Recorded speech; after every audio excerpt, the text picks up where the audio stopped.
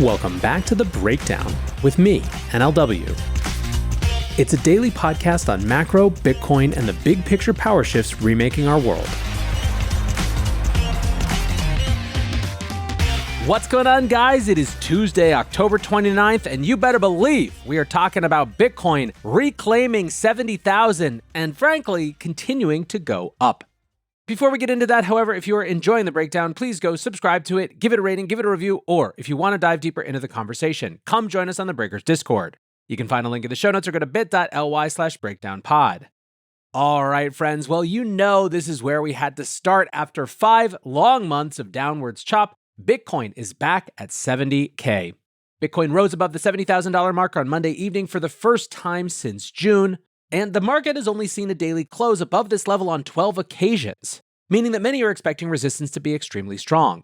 Still, this is the best chance for a blue sky breakout we've seen since before the summer, and traders are absolutely chomping at the bit. Bob Lucas wrote, "It's like you can feel the pressure rising rapidly." Jake Wojastik tweeted, "Bitcoin give us the God candle." Others are taking a different strategy, more like crossing their fingers and shutting their mouths. Haley Lennon of Brown Rudnick tweeted, "No one tweet about the Bitcoin price, just don't do it." And Raoul Paul is waiting for more confirmation before declaring that we're in the banana zone, tweeting, "Shh, don't scare our little yellow friend until Solana breaks 185 with Bitcoin over 70K. Then it's Fruit City." This breakout does seem to have a bit of momentum behind it, reminiscent of the strong rallies in 2020. A trader called Bingler noted, "Bitcoin just ate through a 700 BTC limit sell order on Binance. Time for the bulls to take control if this holds up here." Checking in on the price action overnight, Bitcoin held firmly above 70,000 for the entire stretch, and at the time of recording was actually above 71,000. So what does this all mean? Well, earlier this month, we mentioned that Bitcoin typically sees most of its gains in the back half of October, but this is definitely cutting it close. With just 3 days left, Bitcoin is up around 12% for the month. That would make this the 5th worst October since 2014. It's certainly no longer looking like the miserable Octobers that came in the middle of crypto winter, but perhaps closer to the one in 2016, which notched a healthy 15% gain. Still, we're a long way away from the Octobers during raging bull markets where 30, 40, or even 60% gains were made. Then again, are we not Bitcoiners if we cannot adapt our narratives quickly? Perhaps a relatively subdued October is setting the stage for a wildly positive 2025. Remember, this would still be the strongest month since March, which is nothing to get frustrated about. Staying on the market side of things for a little bit, Bitcoin ETFs saw another massive week of inflows. Total net inflows for the US-based products were just shy of $1 billion. BlackRock by itself had 5 extremely positive days, adding $1.15 billion. That total was weighed down by the large net outflows from the ARK Fund and minor outflows from Bitwise and Grayscale. And while last week was a downtick from the week prior, recent inflows are starting to pile up. Over $3.3 billion have come into crypto products globally in October, adding 12% to net asset value. Overall, it appears that this will be the 4th largest month on record. US-based funds are closing in on 1 billion Bitcoin under management, or around 5% of all the Bitcoin that will ever exist. Nate Garassi, the president of the ETF store, commented on how absurd the numbers still are 9 months after launch, tweeting, "Over the past 12 trading days, spot Bitcoin ETFs have taken in nearly $4 billion. For context, less than 10% of the 3,800 plus ETFs in existence even have $4 billion in total assets. IBIT alone has taken in $2.6 billion. Ridiculous numbers." Still perhaps more notable is that ETF traders completely ignored all of the Tether and War FUD that knocked the market off course heading into the weekend. Friday inflows were over 400 million, the largest for the week. Monday was even better with over 470 million in net inflows. At their current pace, the Bitcoin ETFs are buying almost 5 times the daily supply. Sean Edmondson, who tracks the ETF's Bitcoin holdings, thinks we're about to hit an inflection point, tweeting, "BlackRock's purchasing has gone up a gear in the last 2 weeks, and it is now starting to leave the others in its wake. Corporate adoption is accelerating, and your time to get some and get yours at reasonable prices is rapidly diminishing. US debt is out of control. Bitcoin is your hope." Sticking with the ETFs, the First University Endowment has bought Bitcoin. Atlanta-based Emory University now owns more than 15 million in shares of the Grayscale Bitcoin Mini Trust. The university also disclosed around $1 million investment in Coinbase stock. Bloomberg senior ETF analyst Eric Balkunas wrote, "Emory University reported 15.8 million worth of Bitcoin, the first endowment to report a Bitcoin ETF position. With that, every institution type is now represented in the Bitcoin ETF 13Fs. Endowment, bank, hedge fund, insurance company, advisor, pension, private equity, holding company, VC, trust, family office, and brokerage. Absolutely insane feat for a category less than a year old, akin to winning all 4 tennis Grand Slams before their 16th birthday." To the extent that people were skeptical, Many pointed out that Emory has an $11 billion endowment, and so the argument was that this was basically pocket change. Still, right now we're still in the normalization phase, where it's all about first movers breaking the ice. Emory's endowment isn't as large as some of the Ivy League funds, but it's also no slouch. The fund ranks as around the 13th largest in the US, similar in size to Cornell, Johns Hopkins, and Duke. Institutions still have 2 more weeks to file their 13F disclosures, so we could still have a few more surprises in store. It'll be interesting to see if some of the first movers add to their positions now that they've had a little time to get more comfortable. The other thing to watch will be the sheer number of institutional investors increase. Hunter Horsley, the CEO of Bitwise, thinks there's a big shift underway, tweeting, "Family office last week. I guess it's time we get off zero. Sign of the times." This episode of The Breakdown is brought to you by ExSat Network.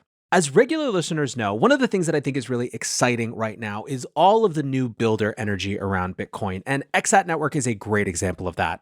ExSat Network utilizes a combined consensus mechanism of POW and POS, enabling miners to earn revenue and stakers to earn Bitcoin yield.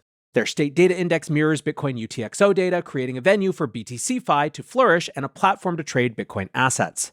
ExSat Network partners with Matrixport, committing 5,000 to 10,000 NBTC to the network, assisting with dApp development and enhancing security. Ultimately, the goal is for ExSat Network's decentralized asset custody to enable you to earn Bitcoin yield without sacrificing security or transparency. The ExSat Network aims to unlock and scale the Bitcoin ecosystem without compromising Bitcoin ideology. Check out exsat.network or follow ExSat on Twitter at ExSatNetwork. That's ExSatNetwork. And unlock Bitcoin DeFi with ExSat. At this stage, analysis of price action is becoming a cliche.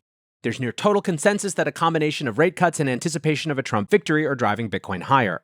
As one example, Van Eck, head of digital assets research Matthew Sigel, told CNBC yesterday, "Our bet is that this is a very bullish setup for Bitcoin going into the election. We saw the same pattern in 2020. Bitcoin was quiet before rallying with high volatility once a winner was announced." He added that the latest run-up was correlated with Trump's odds rising in betting markets. To the extent there's a different analysis, it's that a breakout is programmed into the Bitcoin cycle. It's now been 192 days since the halving. While price action has underperformed previous cycles so far, we can see demand building from a number of places. Mapping onto the last cycle, we're roughly in mid-November 2020. That would mean that we're just entering the part of the cycle where things get crazy. There's even some looking way back to 2016 and noticing we're sitting right in the long-term trend line. For technical analysts, there isn't much space for Bitcoin to sit at these levels for long. On the other side of the analysis, some are warning that the election will be a sell the news event, at least in the short term.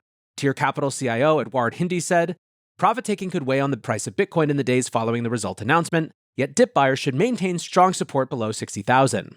He was confident that Bitcoin will keep marching towards all-time highs in December, regardless of the result. However the election turns out, it's clear that this will be one of the largest Bitcoin trading events in its history. The volatility could make the average macro data release or Fed day seem quaint. Traders are loading up on Red Bull in preparation to trade all night next Tuesday, although for the hodlers, it's just another Tuesday for stacking sats." One more market story, Bitcoin mining stocks are surging, but it's not entirely to do with Bitcoin. Before Monday's opening bell, Jefferies issued a buy rating for Core Scientific based on their activity in the AI data center space. Benchmark analyst Mark Palmer said, "We're seeing 2 big drivers of Bitcoin miner stock appreciation working at the same time. With the price of Bitcoin rising at the same time that enthusiasm for Bitcoin mining stocks, as plays on the growth of AI, have returned. Core Scientific closed the day up 6.2% and is now quadrupled year to date." Palmer added, "While all the miner stocks are getting a lift from the Bitcoin price rally, it is a subset of the miners such as IREN, Hut8, Bitdeer, and TeraWulf, those that have more of a focus on powering AI projects, that are outperforming as they are perceived as beneficiaries of both drivers." Core Scientific has been something of a rags to riches story this cycle. The Bitcoin miner was hit hard by the industry collapse, largely due to defaulted contracts with Celsius. The firm went through the bankruptcy process at the end of last year and emerged with a new plan to service demand for AI infrastructure. The company signed a long-term deal with CoreWeave, which put them back on track. In his Monday morning note, Jefferies analyst Jonathan Peterson wrote, "Jefferies expects many big tech companies to watch the CoreWeave developments closely, and successful execution will convince decision makers to sign future development leases." He added that this was a, quote, "impressive post-bankruptcy comeback story as the company leverages its significant access to power, previously earmarked for Bitcoin mining, to build AI-focused data centers. While there was certainly a level of luck involved in this transition, we believe Core deserves credit for an experienced development team that is capable and prepared for this pivot." Earlier in the month, Core Scientific CEO said the firm can grow exponentially over the next few years, commenting, "Signing up another 500 megawatts or 1 gigawatt of deals over the course of the next few years puts us in a position where we're not a $2.5 billion company, we are potentially a $25 to $30 billion company." Now, this pivot to AI isn't a new narrative for Bitcoin miners, but the investment thesis is starting to get a lot more powerful. Over recent months, it's become apparent that there isn't close to enough supply of top-end AI data centers. At the same time, private investors have become increasingly leery of playing the trend through venture bets and mega-cap tech stocks. There's been a surge in private equity and private credit investments into data center construction as a way to access the picks and shovels of the AI boom. We've also seen Bitcoin mining firms emerge as some of the leading experts in building large-scale, high-performance data centers in a hurry. Crusoe Energy, for example, was recently tapped to lead design and construction on a 200-megawatt facility OpenAI and Oracle are building in Texas. If this project is completed quickly, which seems like the goal, we could see Bitcoin mining firms earn a reputation as the most efficient data center builders in the US. This all leads to the conclusion that Bitcoin mining firms could be one of the only ways for public equity investors to access AI infrastructure investment. The trend is still extremely early, but there's the potential to see AI and Bitcoin investment converge in the sector. However, the commentary around the trend isn't waiting for confirmation. Makesy writes, Bitcoin miners literally pivoted to AI. These are some of the only sites with plug-and-play power and data center infrastructure for running GPU clusters at scale. So friends, that is the market story. It is an exciting one. Vibes are good, vibes are back. Where will Uptober end? Just a couple more days to find out.